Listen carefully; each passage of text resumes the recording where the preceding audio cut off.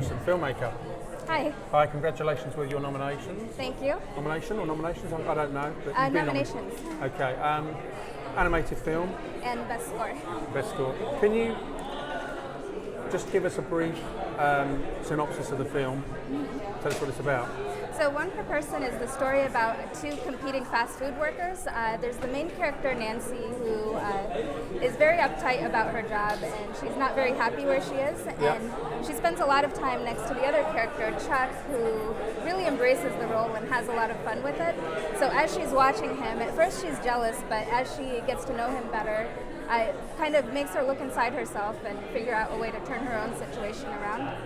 And I know your background because I've looked at your bio on your website, I think, so I've seen some major films you've worked on. Is this like a show? Is it meant to be a show or proof of concept, or what's the idea behind this? It's a short Because you've got a great bio already, so I'm not entirely sure. So myself and my co-director, Jacqueline Piet, we met while we were working at Disney as artists. Yeah. So we were both working as TDs and lighting artists, which means we were working on developing software.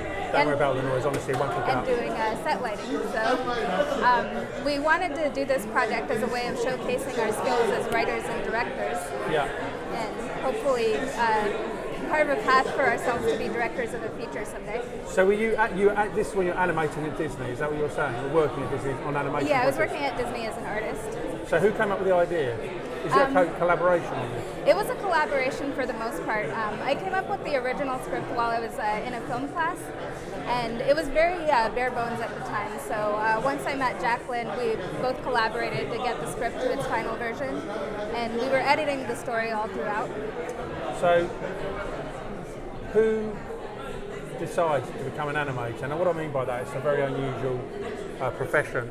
Were you originally like an artist? How did that happen? I mean, did you come out of film school? Did you always want to get into animation? So I'm waffling a bit. When I was growing up, I loved animated films. I used to watch Disney films on repeat.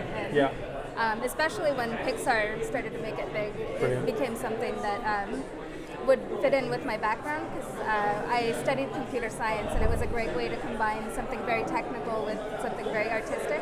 Yeah, because of course Pixar is now, well, it's Disney of course, isn't it? So they're all sort of they're together now. They're together now, aren't they? So before we go on to your film, I just want to go back to your background a little bit. I'd like to know how it felt when you got the call to say, yeah, you're going to be working on a film with Disney. It must have been an amazing thing. Oh yeah, it was a dream come true. So what was the first one? I know you've done Wreck-It Ralph and Frozen. I think you've been on those. The first one I worked on was Tangled. Seen it, yeah. And that's actually where my co-director and I met, because we were both hired for that project. Yeah. So just tell me, so you applied for it, or they come to you? How does it all work? We applied. Showreel, you applied? Yeah, so I'd gotten my first job at Sony ImageWorks, so I was working more on the visual effects side. Yeah. I worked on Beowulf and a movie called G-Force. So Beowulf is some time ago, so you had like a long career? Yeah. Right, okay. But you ultimately, you're always trying to move into animation, yeah? Yeah, that was my main goal. Right, okay.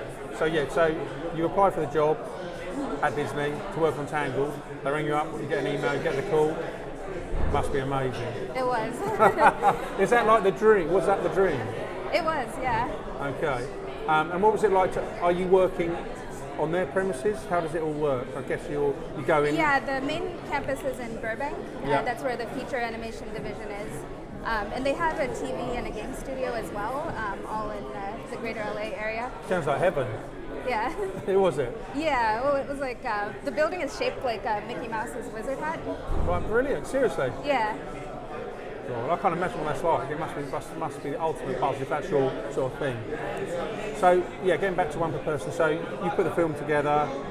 How long did the whole process take? 5.5 years from beginning to end. Oh my God, but of course you're doing this piecemeal between work, I take Yeah, it. so it was an all-volunteer production, so most of the people working on it were professionals in the film industry who had full-time jobs, and then they would go home and work on our feature. So were you calling in favours? Yeah, in the beginning. Right, okay. In the beginning, our team was 8 people, and it was mine and my co-director's former co-workers and friends that we knew. Yeah. And at that point, we thought we were very lucky to have even this small team. But as we started to develop the concept and got some concept art out there, we were able to attract more people. And then in 2013, we did a crowdfunding campaign through Kickstarter, and we shot a video describing the project and showing the artwork we had done up to that point. And that really helped us recruit many, many more people and build our team till the end. So that's how you finished it with the crowdfunding source? Yeah. What's the overriding attribute that an animator needs to succeed? What do you have to be capable of doing? It's a mix of technical and artistic skills, and there's so many different jobs on the project that people with different skill sets can come to it. Like we had one person devoted just to simulating the cloth and how it moved. Seriously, I mean, how patient do you have to be? Because this is a devilishly slow process. Yeah, I mean, when we were making estimates in the beginning, we thought maybe it would take 1 to 3 years. But then 5 years later, we had something that we were very proud of. But even 1 to 3 is a huge time difference, isn't it? Even though I know you stretched to 5 years. Then I suppose that's the speed of animation. And yeah, it's also that we wanted to keep the bar of quality high. Like there were times we could have rushed through it, but we wanted to take the time to really make something that would look great on a big screen. And with the pace of technology, I mean, the speed that computer process, the processing power now, that is obviously doubles every 18 months, allegedly, whatever it is. But does that not make any difference to the animation how can I put it? The quality of the animation, that's not going to speed that up, or is it going to speed that up? For us, that was actually a challenge we faced, because when we started in 2011, we locked to a version of the software that was, back then's version. So we didn't upgrade for the whole project, and there were a lot of features that were introduced later on. Which you didn't have? Yeah. Or could you morph into that as the project went on, or not really? Oh no, because you stuck with it all the way through, you said. Yeah, we stuck with it all the way through. So give us an idea.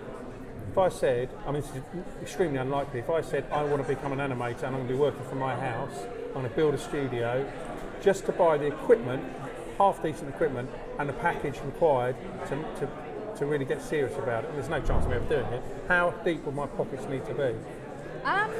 We were able to do it, my co-director and I financed it all ourselves, so it came to like a few hundred a month. Oh, that's not bad. Yeah. But to actually for me to buy the equipment to become an animator right now, to get decent stuff, I'm looking at tens of thousands. Yeah. And of course you've got to upgrade that. How often? I mean, how you said yourself, you're chasing these new software updates. Yeah, I mean, it depends on how complicated your project is. For us, we were able to stick to that version in 2011 and carry that all the way through. Right. But if we had lots of water or fire or like anything really complicated, then we would have benefited from upgrading. That's amazing. When I listen to this, I don't know how you've got the patience to do it, because it would just, I'm sure it's an incredible thing, but I'm also sure that, I'm not going to say it's a boredom factor, that's the wrong word. How can you you've got to be focused, you've got to stay, but do you ever feel like, fuck this, I've had enough, I don't mean necessarily this, but it's such a tenacious thing, isn't it? Yeah. And I'm guessing you're working on other projects now, and again, it's meticulous, isn't it? It's got to be meticulous. And it helped to have a really great team where people were specialized in different areas. So we had a technical supervisor, Tom Cragen, who was in charge of all the software development. Yeah. So he came up with a lot of ideas to speed up the artist's workflows, and then recruited a team of programmers to help him with that. And do you know people that have said, I can't deal with this anymore, not necessarily from your project, but there's this sheer mental effort required, have just said, look, this is not for me, and walk away from it? Yeah, well, we had to work around everybody's work and life schedules, so there were people who could come on for a couple months and then got busy with something, and they either came back or they didn't. So there was a lot of handing work off from one person to another. And the finished article, the film, on a percentile basis, is it 100% what you wanted it to be, and 90%? How happy are you? Yes, 110%. Yeah, brilliant. Okay, fantastic. And what are you working on now? Can you say? Are you able to tell me? Well, most recently I finished up a contract at Disney. I was working for Moana marketing. Right. And right now I've been taking some time off so I can attend all the festivals. Yeah. So you I know you're doing your own thing, but you're a animator for hire, I guess is the one way of putting it. Yeah. Although you make your own films. Brilliant. Listen, that's it. Painless. Well done. Thank you Fantastic. very much. Thank you. No, well